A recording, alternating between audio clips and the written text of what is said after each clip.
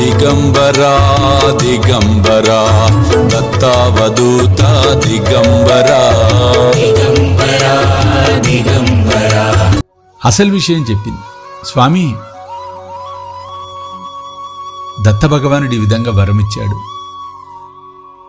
అది విని అప్పలరాజు శర్మ ఆయన పరమానంద భరితుడైపోయాడు. అంతే కదండి, అది సామాన్యమా? దైవమే తనకు బిడ్డగా కొడుకుగా జన్మించటం అంటే ఇంకా అది సామాన్యమా? అది కూడా తెలుసుకోగలగటం, తెలుసుకోవటం అది సామాన్యం కాదు. అది చరిత్రలో ఇది ఎంతో గొప్ప సంఘటన. కళ్యాణి, నీవు మన వంశానికి ప్రపంచానికి కూడా మంగళకరమైనది కోరావు, నేను ధన్యుణ్ణి అని మనసారా ఆమెను అభినందించాడు ఆయన. మిగతా పితృకార్యాన్ని యథావిధిగా పూర్తి చేశాడు. కాలం గడుస్తోంది. ఒక శుభముహూర్తాన ఆ తల్లి, సాధ్వీమ తల్లి సుమతీదేవి గర్భం ధరించి భాద్రపద శుక్ల చతుర్థి నాడు ఉదయం ఒక శుభముహూర్తంలో కాలాతీతుడు, పుట్టుక లేనివాడైన భగవంతునికి జన్మనిచ్చింది. భాద్రపద మాసంలో శుక్ల చతుర్థి ఎంత గొప్ప ముహూర్తమో చూడండి. దైవజ్ఞులు ఆ శిశువు యొక్క జన్మ లగ్నము గ్రహస్థితి గురించి సాక్షాత్తు కల్పవృక్షమే మీ ఇంట వెలసినదని, సాక్షాత్తు దత్త భగవానుడే అవతరించాడని అన్నారు. అప్పలరాజు శర్మ గారికి కలిగిన అదృష్టాన్ని పూర్వము అత్రి మహర్షికి ప్రాప్తించిన మహద్భాగ్యంతో పోల్చారు అక్కడి వారు. ఆ శిశువు పాదాలలో దివ్య చిహ్నాలు మొదలైన శుభ లక్షణాలతోనూ అసమాన తేజస్సుతోనూ ప్రకాశిస్తూ ఉండటం వలన అతనికి శ్రీపాదుడు అని నామకరణం చేశారు.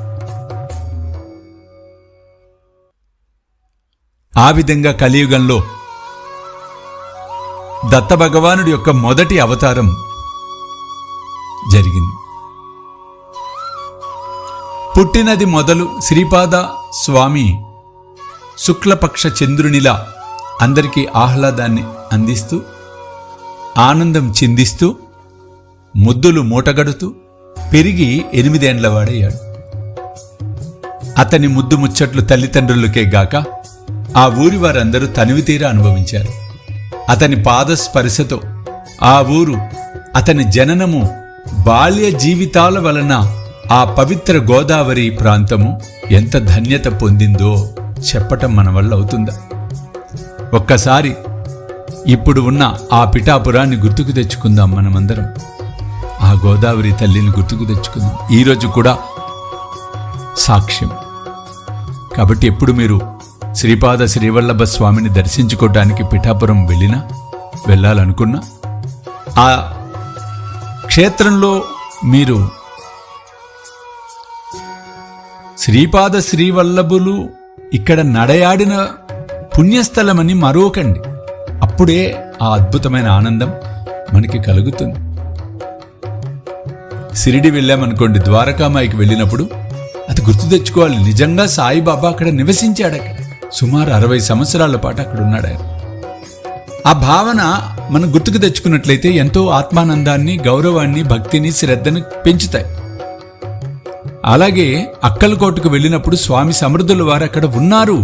అది నిజం కదా, కన్నుల ముందు జరిగిన చరిత్ర. మనం చూడకపోవచ్చు, మన పూర్వీకులు చూశారు కదా. మరి పిఠాపురంలో శ్రీపాద శ్రీవల్లభుడు ఆ స్వామి నడయాడాడు, ఆడుకున్నాడు, ఆనందాన్ని అందరికీ పంచాడు.